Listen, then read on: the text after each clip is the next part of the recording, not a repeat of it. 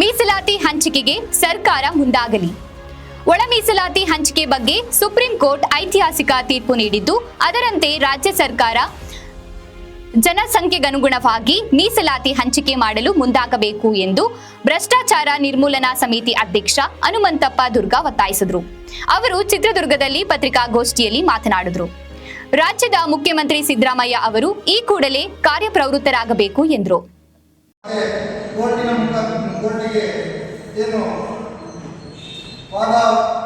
ಪ್ರತಿವಾದಕ್ಕೆ ಏನು ಕಕ್ಷಿದಾರರಾಗಿದ್ದಂಥ ಎಲ್ಲ ಬಂಧುಗಳಿಗೆ ನಾನು ಹೃದಯದ ಧನ್ಯವಾದಗಳು.